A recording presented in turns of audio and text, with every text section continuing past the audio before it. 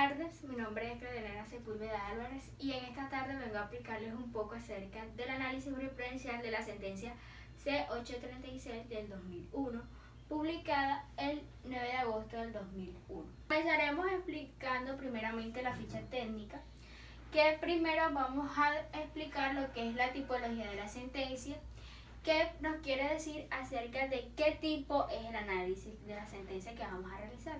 En este caso es una sentencia tipo C, es decir, constitucional. Luego vamos a evaluar el tipo de actuación y es en el que vamos a determinar el tipo de proceso judicial en el que se origina la sentencia. En este caso, el tipo de actuación es un proceso constitucional y el punto de corporación es el juez que profiere la sentencia. Y en este análisis pues va a ser la Corte Constitucional. En segundo lugar, vamos a realizar la identificación de la sentencia. En este caso tenemos la identificación de la providencia, que se compone por el magistrado ponente y la fecha de la sentencia. El magistrado ponente de esta sentencia fue Rodrigo Escobar Gil y la fecha fue el 9 de agosto de 2001, ya anteriormente mencionada. La sala de decisión estuvo conformada por Jaime Araújo Rentería, Manuel José Cepeda Espinosa, Jaime Córdoba Triviño, Rodrigo Escobar Gil, Marco Gerardo Monroy Cabra, Eduardo Montalegre Linet, Álvaro Tafur Galvis, Clarinés Vargas Hernández. Ahora vamos a continuar con los hechos relevantes de esta sentencia. Comenzamos diciendo de que el ciudadano Carlos Alberto Maya Restrepo, en ejercicio de la acción pública de inconstitucionalidad consagrada en los artículos 241 y 242 de la Constitución Política, demandó la exequibilidad del artículo 4 de la Ley 169 de 1896. El demandante afirma de que la disposición demandada es inconstitucional debido a dos razones principales. En primer lugar, el demandante hace referencia en lo que el artículo 4 está mencionado como a tres decisiones uniformes con respecto al mismo punto de derecho. Primeramente, el demandante nos habla acerca de la uniformidad de la jurisprudencia ordinaria y que su importancia a través de la efectividad de los derechos y la prevalencia del derecho sustancial. Estos objetivos constitucionales son obligatorios para las autoridades estatales y por tal razón resulta contrario para la Constitución que cuando los jueces tomen sus decisiones tengan que desconocerlos apartándose de la jurisprudencia. La segunda razón que el demandante argumenta es que la disposición inconstitucional de permitirle a la Corte Suprema de cambiar su jurisprudencia cuando ésta la considere errónea. En este caso, el demandante considera que el artículo 4 viola a la Constitución de 1991 porque, según él, no asegura la efectividad de los derechos, porque no procura la exactitud, porque no otorga seguridad jurídica, porque no le da prevalencia al derecho sustancial, porque no respeta el imperio de la ley, porque no señala una fuerte vinculante de la Carta para los jueces de la República. Luego vamos a analizar las intervenciones que se tuvieron por parte de los Ministerios de Justicia y del Derecho y el concepto que se tuvo del Procurador General de la Nación.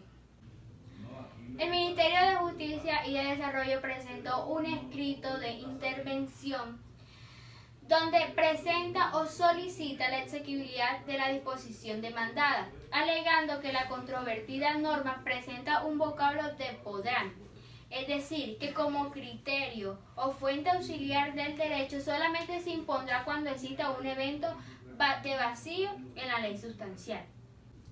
Hace énfasis a las tres decisiones de la Corte Suprema de Justicia como tribunal de casación.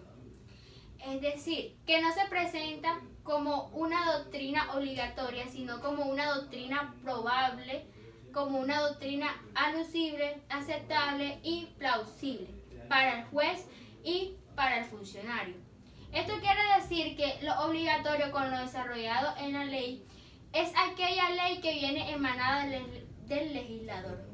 El Procurador General de la Nación solicitó a la Corte Suprema de Justicia declarar la constitucionalidad de la norma demandada, dándole una interpretación según la cual los jueces son autónomos de sus decisiones en el cual podemos devenir de que ellos pueden apartarse de los criterios de las altas cortes o de los altos tribunales, siempre y cuando se den las razones por las cuales estos lo hacen, con el fin de racionalizar la administración de justicia y el principio de igualdad frente a las excepciones de la ley.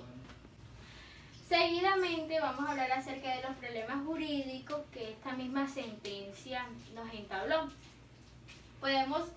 Yo pude entablarme en estos dos problemas principalmente.